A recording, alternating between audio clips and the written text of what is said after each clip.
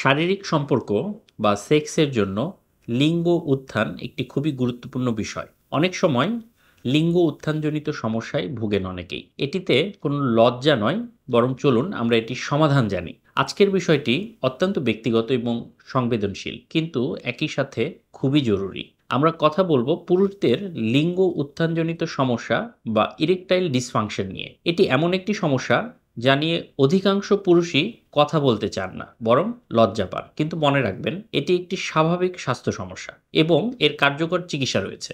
এই ভিডিওতে আমরা জানব এটি কেন হয়, এর পেছনের শারীরিক ও মানসিক কারণগুলো কি কি, এবং আপনারা কখন বিশেষজ্ঞ ডাক্তারের পরামর্শ নেবেন। চলুন কোনো দ্বিধা না রেখে বিষয়টির গভীরে প্রবেশ করি। প্রথমেই বুঝতে হবে ইরেকটাইল ডিসফাংশন কি।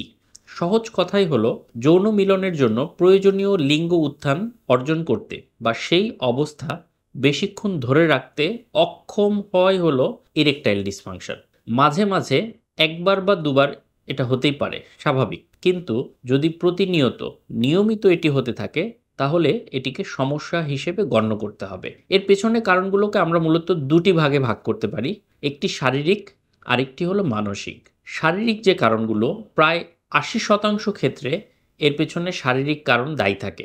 লিঙ্গ উত্থানের জন্য প্রয়োজন সঠিক রক্ত সঞ্চালন এবং স্নায়ুতন্ত্র বা নার্ভাস সিস্টেমের সুস্থ থাকা। যখন এই প্রক্রিয়ায় কোনো বাধা আসে, তখনই সমস্যা শুরু হয়। রক্তনালীর যদি সমস্যা থাকে, এইটি সবচেয়ে কমনলি আমরা পেয়ে থাকি। একটি উদাহরণ দিচ্ছি। ধরুন ৪৫ বছর বয়সী একজন কর্পোরেট কর্মকর্তা, যার উচ্চ রক্তচাপ বা হাইপার টেনশন আছে এবং তিনি ধূমপানও করেন। তার লিঙ্গে রক্ত সরবরাহকারী সূক্ষ্ম রক্তনালীগুলো সরু হয়ে যেতে শুরু করে এবং পর্যাপ্ত রক্ত সেখানে পৌঁছাতে পারে না। এখন আপনার জন্য প্রশ্ন, একটু ভেবে দেখুন, যে কারণে হার্টের রক্তনালী ব্লক হয়ে হার্ট অ্যাটাক হয়, সেই একই কারণে যদি লিঙ্গের রক্তনালী এরকম সরু হয়ে যায়, তাহলে সেটি কি সমস্যা হতে পারে না? অবশ্যই পারে। এরপর সেকেন্ড যে বিষয়টি আসে, সেটি হলো ডায়াবেটিস। এখানে আরেকটি উদাহরণ দিচ্ছি। ধরুন একজন ভদ্রলোকের বয়স ৫৫ এবং তার ডায়াবেটিসটি নিয়ন্ত্রণে নেই। দীর্ঘদিনের অনিয়ন্ত্রিত ডায়াবেটিস তার শরীরের রক্তনালী এবং স্নায়ু উভয়কেই ক্ষতিগ্রস্ত করছে। ফলে মস্তিষ্ক থেকে যে সংকেতটি আসার কথা, সেটি আসলেও স্নায়ু দুর্বলতার কারণে লিঙ্গ পর্যন্ত সেটি সঠিকভাবে পৌঁছাচ্ছে না। এবারে আপনার জন্য প্রশ্ন, আমাদের শরীর তো একটি জটিল নেটওয়ার্কের মতো, তাই না? যদি সেই নেটওয়ার্কের কোনো তার বা স্নায়ু ক্ষতিগ্রস্ত হয়, তাহলে সেই বার্তা কি ঠিকভাবে পৌঁছাবে? পৌঁছাবে না। ৩ নাম্বার, হরমোনের ভারসাম্যহীনতা। ধরুন একজন ৩৫ বছর বয়সী যুবক, যিনি অতিরিক্ত ওজন এবং অলস জীবনযাত্রার কারণে কোলেস্টেরল অথবা কোনো হরমোনের স্বল্পতায় ভুগছেন। এই হরমোন যৌন আকাঙ্ক্ষা এবং লিঙ্গ উত্থানে একটি বড় ভূমিকা পালন করে। এর অভাবে তার যৌন ইচ্ছা কমে যায় এবং উত্থানেও সমস্যা হয়। গাড়ির ইঞ্জিন অয়েল কমে গেলে যেমন গাড়ির পারফরমেন্স কমে যায়, একইভাবে শরীরের প্রয়োজনীয় হরমোন যদি কমে যায়, সেখানেও আমাদের এই শারীরিক ক্ষমতায় প্রভাব পড়ে। এছাড়াও অতিরিক্ত ওজন, হৃদরোগ, নার্ভাস সিস্টেম বা স্নায়ু রোগ, নিউরো রোগ, পার্কিনসন্স, স্ট্রোক, প্রোস্টেটের কোনো সার্জারি, কিছু নির্দিষ্ট ঔষধ যেমন ব্লাড প্রেশারের ওষুধ বা কিছু ডিপ্রেশনের ওষুধ পার্শ্ব প্রতিক্রিয়া হিসেবে ওই সমস্যাগুলি দেখা যেতে পারে। এই তো গেল শারীরিক। আর মানসিক কিছু কারণ থাকে। মানসিক কারণগুলোর মধ্যে আমাদের শরীর ও মন কিন্তু খুবই ক্লোজলি কানেক্টেড। অনেক সময় শারীরিক কোনো সমস্যা না থাকলেও শুধু মানসিক কারণেও লিঙ্গ উত্থানে সমস্যা হতে পারে। একে বলা হয় সাইকোলজিক্যাল ইডি বা সাইকোলজিক্যাল ইরেকটাইল ডিসফাংশন। মানসিক চাপ এবং উদ্বেগ, যেটা স্ট্রেস, অ্যাংজাইটি, এসবের কারণে হয়ে থাকে। মনে করুন একজন তরুণ, যিনি তার নতুন চাকরি, আর্থিক ভবিষ্যৎ বা পারিবারিক দায়িত্ব নিয়ে মারাত্মক মানসিক চাপে আছেন। তার মস্তিষ্ক সারাক্ষণ দুশ্চিন্তায় থাকে, শরীর রিল্যাক্সড হতে পারে না। ফলে যৌন উত্তেজনার মুহূর্তে তার শরীর সঠিকভাবে সাড়া দেয় না। আপনি যদি চরম মানসিক চাপে থাকেন, তখন আপনি আপনার পছন্দের খাবারও খেতে পারেন না। যদি আপনি তা না পারেন, সেক্ষেত্রে এরকম একটি জটিল প্রক্রিয়ায় আপনার শরীর কি সঠিকভাবে সাড়া দেবে? দেবে না। এরপর আসে পারফরম্যান্স অ্যাংজাইটি। কোনো ব্যক্তির হয়তো অতীতে একবার বা দুবার উত্থান নিয়ে কোনো সমস্যা হয়েছিল, স্বাভাবিকভাবে যে কোনো কারণেই।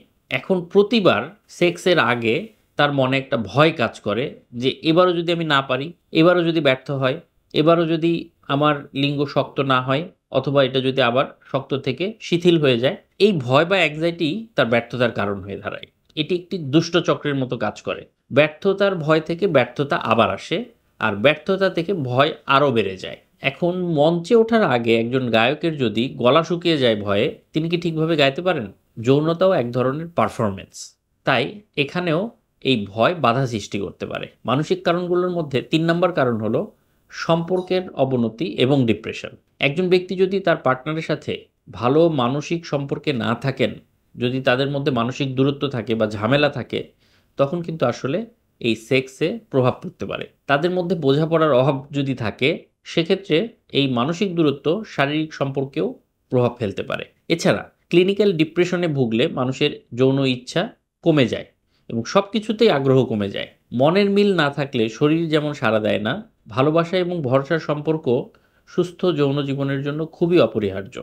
আপনি কখন বুঝবেন যে এই সমস্যার জন্য আপনাকে ডাক্তারের সাথে কথা বলতে হবে? সবচেয়ে গুরুত্বপূর্ণ কথা হলো, এই সমস্যাকে অবহেলা করা যাবে না। এটাকে ছোট বা হালকাভাবে নেওয়া যাবে না। এটি কেবল আপনার যৌন জীবনকেই যে প্রভাবিত করছে তা না, এটির কারণে আপনার হৃদরোগ, ডায়াবেটিসের মতো অন্য কোনো রোগের লক্ষণ এর মধ্যে লুকিয়ে থাকতে পারে। লজ্জা না পেয়ে একজন ডাক্তারের সাথে আপনি কথা বলুন। একজন মানসিক স্বাস্থ্য বিশেষজ্ঞ, সাইকিয়াট্রিস্ট, এন্ডোক্রাইনোলজিস্ট, ইউরোলজিস্ট কথা বলুন। খোলাখুলি কথা বলে আপনার সমস্যাগুলিকে শনাক্ত করার চেষ্টা করুন। ডাক্তার সঠিক পরীক্ষা-নিরীক্ষার মাধ্যমে আপনার সাথে কথা বলে মূল কারণটি বের করে এবং এর চিকিৎসা করে থাকে। জীবনযাত্রার পরিবর্তন করতে হয়, কখনো, কখনো প্রয়োজন হলে ওষুধ খেতে হয়। আবার কাউন্সেলিংয়েও এই রোগগুলি পুরোপুরি প্রতিকার হতে পারে। দেখুন, লিঙ্গ উত্থানজনিত সমস্যা কোনো লজ্জার বিষয় নয়। এটি একটি চিকিৎসাযোগ্য স্বাস্থ্য সমস্যা। নিজের শরীরকে আপনি জানুন, সংকেতগুলো বুঝুন। শরীরের যে আওয়াজ, সংকেত, এটিকে ধরুন। সঠিক সময়ে সঠিক পদক্ষেপ নিলে আপনি একটি সুস্থ এবং স্বাভাবিক জীবনযাপন করতে পারেন। প্রতিটি মানুষের জন্যই সেক্স খুবই গুরুত্বপূর্ণ একটি বিষয়।